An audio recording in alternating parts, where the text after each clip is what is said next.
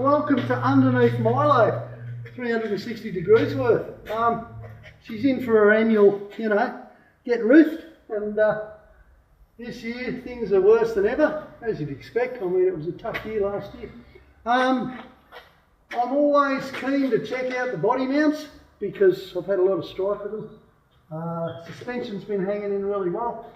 I can see I've got a bit more rust happening up here, but I tell you what, apart from this chassis rail here for some reason, which must have really copped it last year, maybe I didn't drench it in lanolin enough.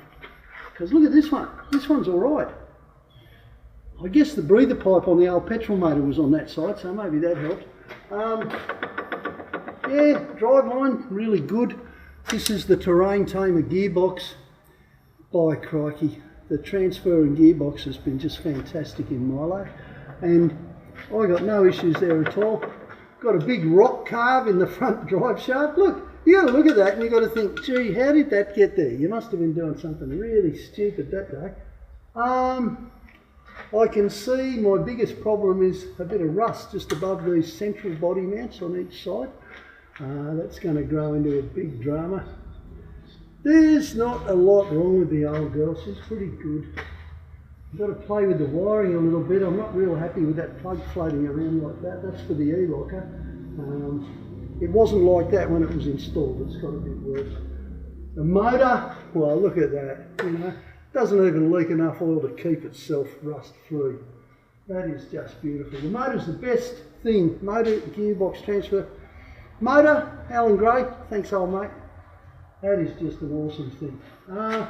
The tray underneath the radiator, they're always susceptible to rust, and this one's no different. It's got a bit of life left in it, it's had a few now. Everything else is looking pretty good. I'm going to go through it really good. But going now, you can see Simon. Don't hide, mate, you're making me do this. Righto, this is the back end of Milo for the first time ever in 360. And that means you can see what I can see, which is a little bit more rust in those mounts. Not too bad really, looks pretty horrible. What's happening over there? Oh, that's just dirt, that's okay. I'll tell you what I have noticed here, which you probably can't see. See that? That's the plug for the E-locker. I knew the rear E-locker stopped last time, but this is the issue.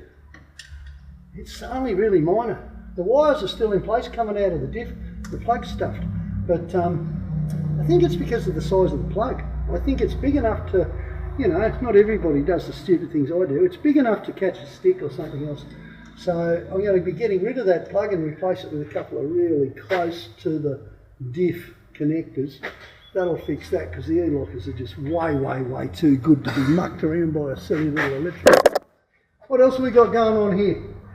Well, I'm not overly unhappy with the suspension. It's pretty good. A little saggy on one side up here at the back, but now I'm looking at it, I can see why. I think I've got a little bit of shackle displacement here, but that's all right, easy fix. I've got a box full of those. I've got the good ones too, and that'll be pretty easy. The rest of it, a bit of a hose, a spray of lanolin. That's a big Mickey Mouse. Suspension's still working. These shocks are, look at that, they've done an amazing job. I really like these things. Bit of shredded bush there, a little bit of extended bush there, but that's more to do with me using the soft bushes because I like to take it easy on the shocks. This fuel tank, that's done over 1 million Ks and it still holds fuel. I hope I'm like that when I've done over 1 million Ks. Pretty cool. Okay, a little bit more rust in that back chassis rail, nothing to worry about. I reckon I'm going to get another couple of years out of it.